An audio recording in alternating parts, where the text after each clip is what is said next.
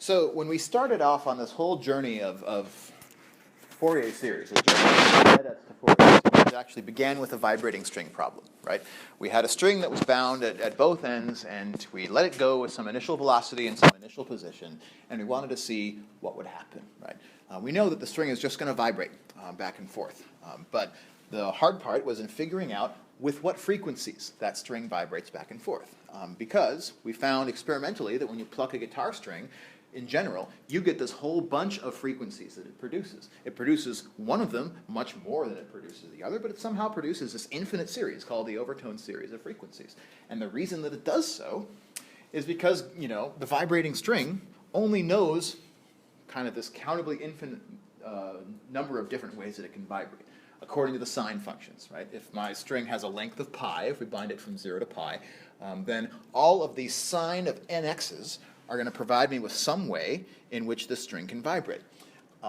But chances are I'm not plucking the string in such a way that gives it a shape that's exactly equal to one of those sine of nx's. If its initial shape is just the horizontal line up here at 1, then the fundamental frequency will be present in that plucking with an amplitude of 4 over pi. So here's 4 over pi times sine of x.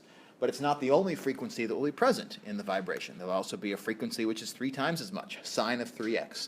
And that will be present inside of my series with an amplitude of 4 over 3 pi. And then sine of 5 pi will also be present. Sine of 7 pi will also be present. 9 pi, 11 pi, and so on, and so on, and so on. Each one of those frequencies with its own amplitude. And these amplitudes are in fact getting smaller and smaller as we go forward further and further up the frequencies, right?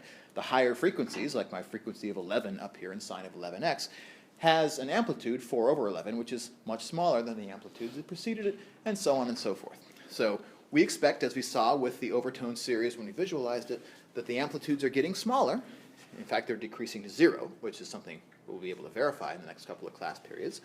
So the amplitudes are shrinking. But there are still non-zero amplitudes going all the way infinitely far up. And from a mathematical standpoint, what we're doing is we're projecting the function 1, the horizontal line here at 1, we're projecting it onto the span of all of my sine of nx's.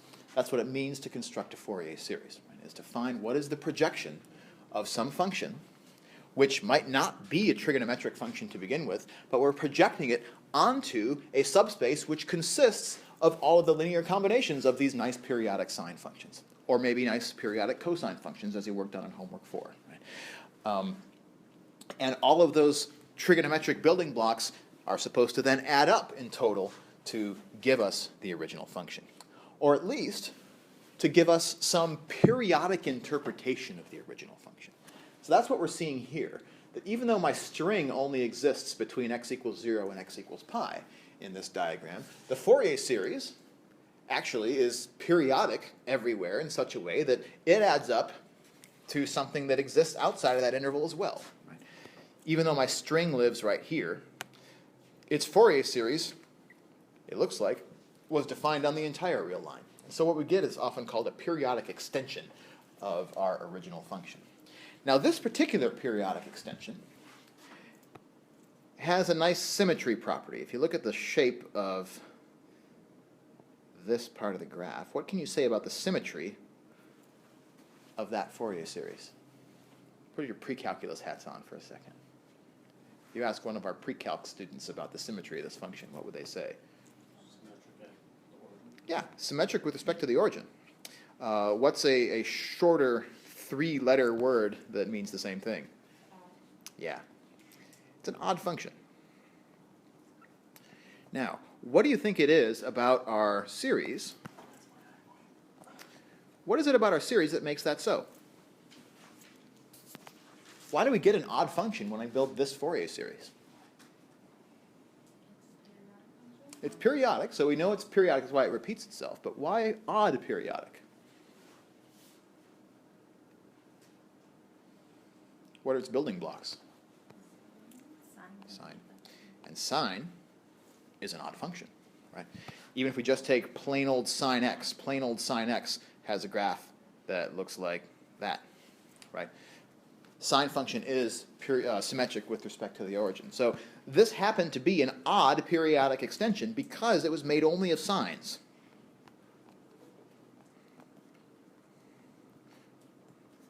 That's what we call the Fourier sine series. If we were to do the same process with cosines, what would you expect to happen? Yeah. If we were to do this with cosines, as you do on homework 4, we would end up with an even extension. So it might be interesting, instructive, to just quickly have Mathematica do the crunching for us and come up with a cosine extension. But fortunately or unfortunately, the cosine series associated with this particular function is going to be real easy. The function f of x equals 1.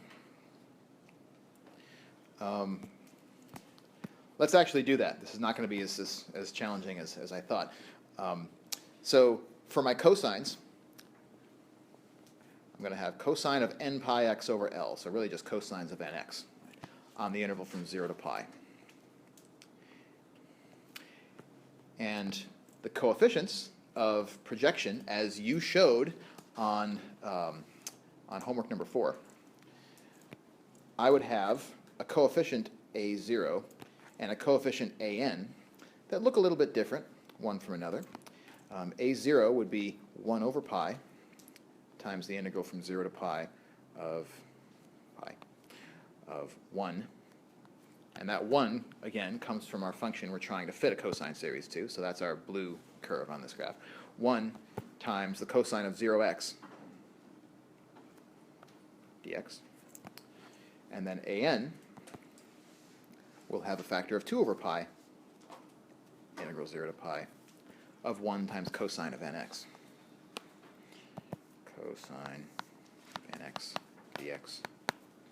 So let's take a moment and just run through these calculations and see what happens. Whoops, I'm still missing a pi in here. There. All right, so what am I going to get if I integrate 1 times 1 from 0 to pi?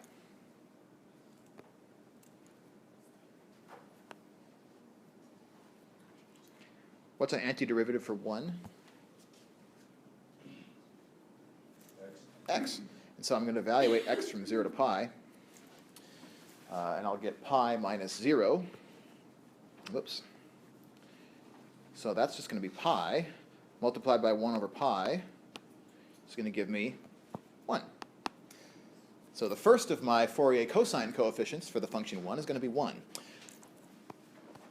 But when I look at the next set of Fourier coefficients, Fourier cosine coefficients, what's an antiderivative for cosine of nx going to be?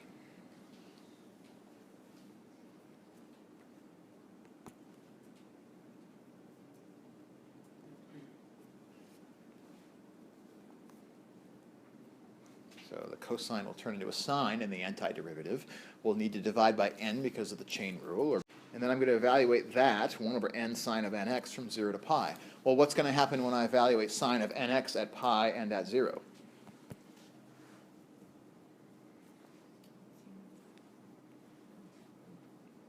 Yeah. So that's interesting. That means that if I were to build the Fourier cosine series for the function f of x equals 1 on the interval from 0 to pi, what I would get is 1 times 1 plus the sum of my cosine of nx building blocks, n running from 1 to infinity, but the coefficient of each of those cosine of nx's is going to be 0. So my Fourier cosine series that I would get for this function is actually just a constant function. The Fourier cosine series is just the function 1. And so there would be the even periodic extension of this in view of its Fourier cosine series. So we get very, very different results here. The Fourier sine series seems to be a pretty bad fit for this horizontal line from 0 to pi because its mandate is to construct an odd periodic extension. Because it's built out of sines, it has no choice but to be an odd function.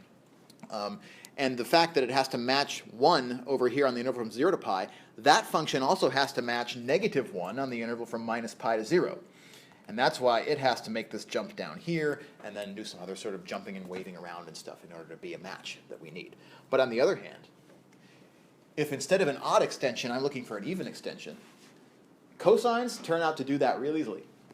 Because when I extend my function 1 from 0 to pi across the horizontal axis in an even fashion,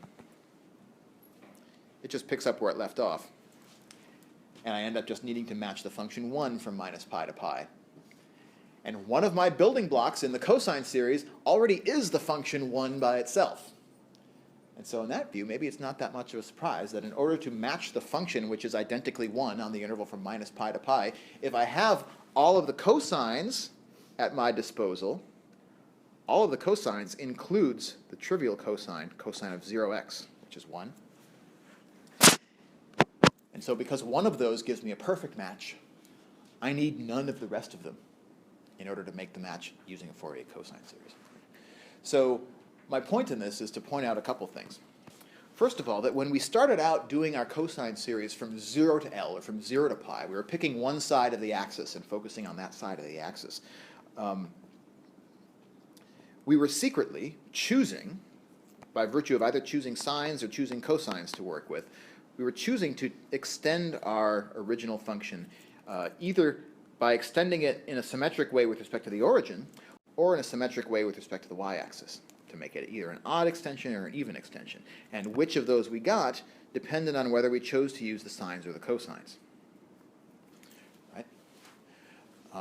And we get, as this example shows, some very different results. If I choose the sines, then I have all these crazy coefficients, and we need sort of all infinitely many of these different frequencies in order to add up to something that looks like 1. Whereas if I use the cosines instead, which we couldn't do in the vibrating string problem because we saw that the boundary conditions in our vibrating string problem prevented us from using the cosines. They necessitated the sines.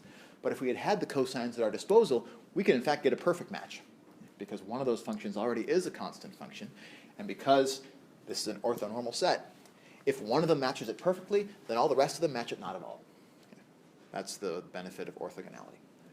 So what we want to do is find a way today mathematically to enfranchise both of these viewpoints at the same time, and not think about the Fourier cosine series and the Fourier sine series as being different, but to get them working together in order to represent a function on a symmetric interval without regard to making an even extension or an odd extension, to take the function as it is on the interval from minus L to L, and then to fit a Fourier series that uses both cosines and sines.